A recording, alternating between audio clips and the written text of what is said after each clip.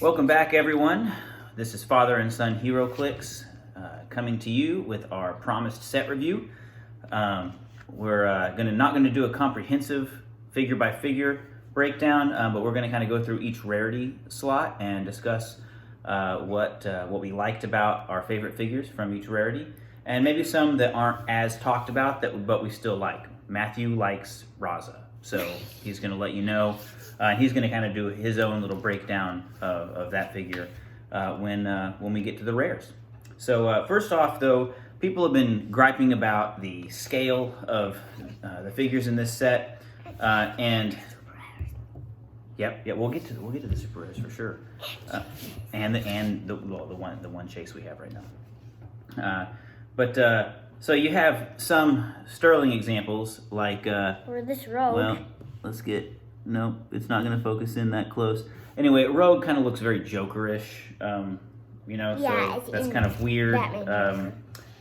And Forge, as good as he is, he's got like the $6 cab ride forehead, and Cable, super rare, has a periscope neck there. That other than a few glaring problems, you got figures like even Common Wolverine. It's common slot, but sculpt looks better than just about any other Wolverine that I can remember, other than the awesome super rare from XXS. So Beast also, best looking Beast that I can remember. Really like those guys and how they turned out. But what we want to do now is go rarity slot by rarity slot, and just kind of give you some of the highlights that we have played. So I haven't actually played this figure, but I'm looking forward to it because you kind of got to build around the idea. But this is Dr. Aaliyah Gregor. So her big thing, so she has leadership. She's just 3 clicks long. All the dials and all that are available, but we'll probably show you as we can. Her big thing is friendly bystanders within 5 squares modify their combat values +1. If you build around that, man, that can be so powerful. Combine that with one of the super rares we'll talk about, turn them into a real threat, and then you can also make the bystanders that are created. By maggot? Yes, by maggot for sure. But there's a lot of bystander generators in the game that just get made even stronger. What would be really fun is you combine Dr. Aaliyah Gregor with Dawnbreaker, and then your bystanders are +1, and then any bystanders your opponent creates are also going to be +1, and that can be very devastating because I played in a battle royale type tournament where it's 500 points. This is just a couple days ago. 500 point constructed. But we played on 2 maps side by side, three people kind of in a triangle formation, and then just last hit scores the piece.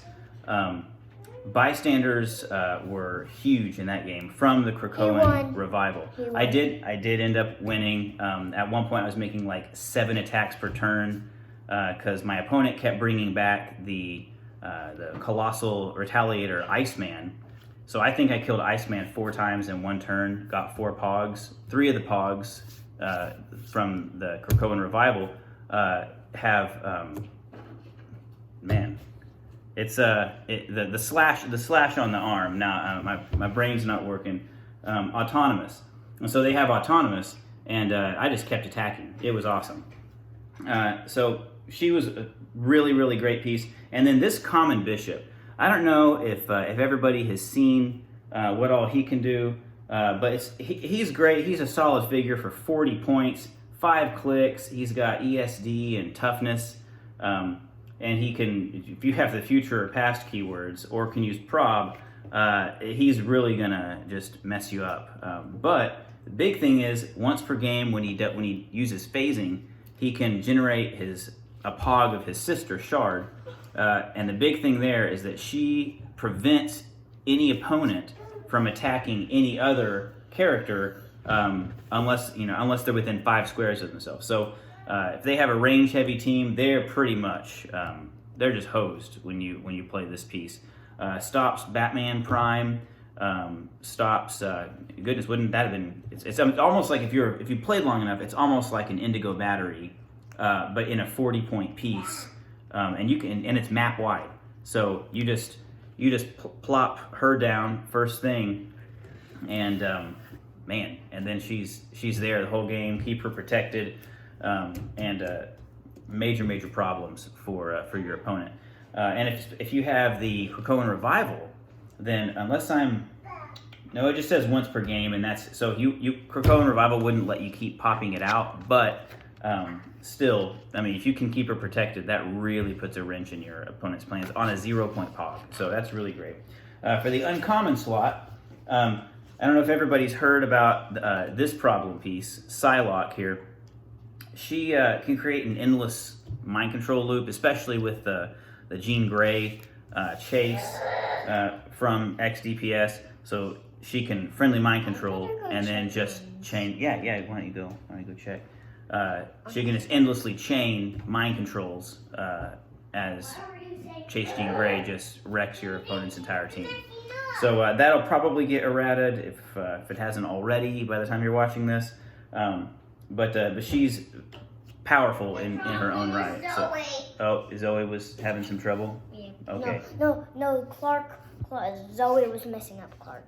Oh, little siblings. Even when you're 3, little siblings mess you up, huh? So, well, moving on to the rares. Now, I had so much fun playing this Professor X team-up card. It's a Magneto team-up that gives both of them Colossal, Impervious, and they modify their combat values +1 when they have 2 action tokens, which doesn't sound initially like it's that good, but you can, when they have that Colossal damage symbol, they also get Colossal Stamina. So you can just continue to Colossal push them, and sure, they're taking damage, but they are obliterating things.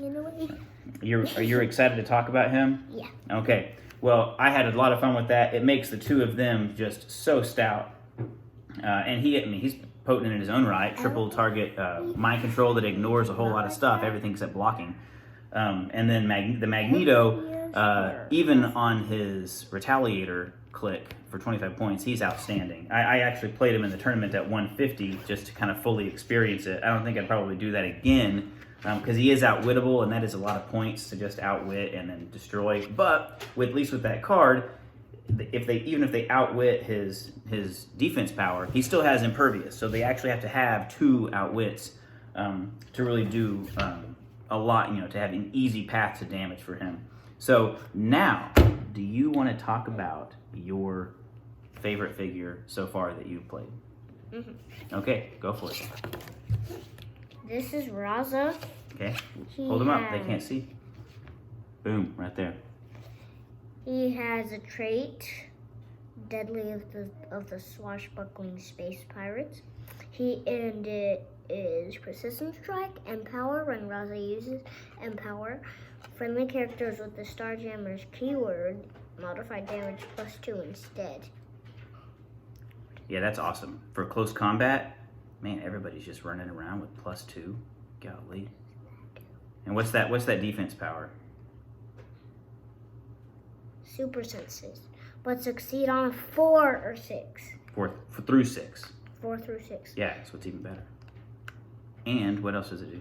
When Raza evades a close attack, after resolution, deal damage to the attacker equal to their printed damage value. Wow. So 50% chance. It's a 4 to 6 for him doing a bunch of damage. Oh yeah. If their defense, wait, is it attack? Yeah. Doesn't even matter what their defense is, does it? Yeah. If they have a big damage value, man, you're really crushing. If they have a 20 damage value, you're doing 20 damage. Do you know anybody with a 20 damage value? No. No, I don't either. Who do you think would have a damage value of 20 if they had a piece that had that? A super meta Loki? A super meta Loki, perhaps. So maybe you know who's a level 20 in Marvel Munchkin? Loki is the level 20 piece. Monster. Yeah, That's why he's the I level was 20 guessing. monster. That's why I was That guessing. makes sense. Loki in his prime, 20 damage. You heard it here first.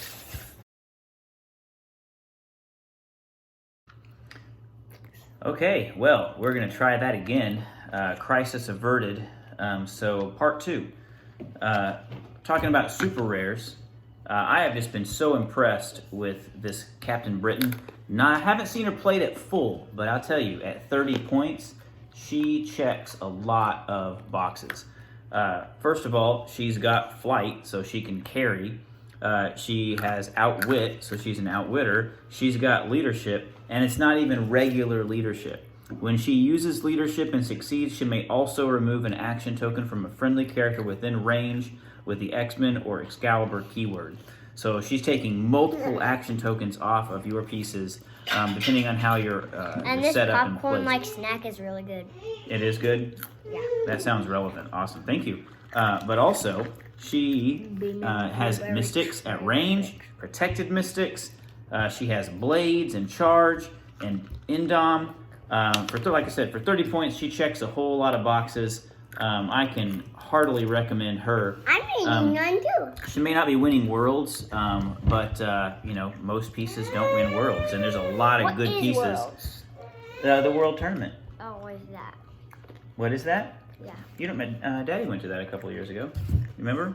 Oh yeah. Yeah, it was fun. And little girl's under the table. So, are you okay there? You okay there? Zoe, I can't see you. Yeah, she made it out. Okay. She can't walk yet, so she's a little slow on that. She can't, but she can crawl. Little slow crawling. She's not even a year old. So also we have raisins. Yep, raisins. That's a good Heroclix. Raisins. So when we played our game, I used Maggot. What did you think of Maggot? He was so cool. He is a sharp dresser and so cool indeed. Having probability control was really, really nice. And popping out his buddies, what were their names again? Eenie and Meanie. Eenie and Meanie. Popping those guys out, man, they poison, exploit weakness, and they're different free actions. And so as long as they're already out, like you can bring them back and pop another one out that turn, or you can pop one out, let it hit, and then pull it back in the same turn, which is pretty awesome because it doesn't have any limitation on that, and they're different free actions. And so, sure, you can only do one of each type of free action per turn, but no limitation on that. Last one I haven't gotten to use yet. Waldo picked this guy up. He checks a lot of boxes too as a support piece. Speaking of support, he brings in Sikorsky, this little insectoid medic of the ship. Pog, that has tiny, indom, flight, and autonomous, 12 attack support, and is going to have a 20 defense from range if your opponent tries to shoot him. Hey, you guys are pulling the tablecloth here. Careful. And he's got his own perplex. He's got invulnerability, increases defensive starjammers, which I'm unlikely to play, but still pretty awesome for a 40-point taxi. Last but not least, we have the chases. If you watched our unboxing video, you saw that we pulled an Old Man Phoenix. I traded him very quickly for the Krakoan Apocalypse. A very good piece in this set. He is so great. We just have really enjoyed playing him. He's just a meta. Played him twice, and at 70, I think meta he has... and nothing else. He's meta and nothing. Actually, he can also be casual. It just depends on how you play him, right? Yeah. So as soon as I traded, Old Man Phoenix skyrocketed in price. And am I bitter? Absolutely. Am I heartbroken? Not yet, because this guy is so much fun to play. Sculpt is phenomenal. And like I said, at 70, man, he's got so many options for your team. And I'm just probably going to be playing the heck out of that piece. So as time goes on, more and more pieces, I think, will get used. and we'll see just how strong they are in competitive play and how useful they are for casual.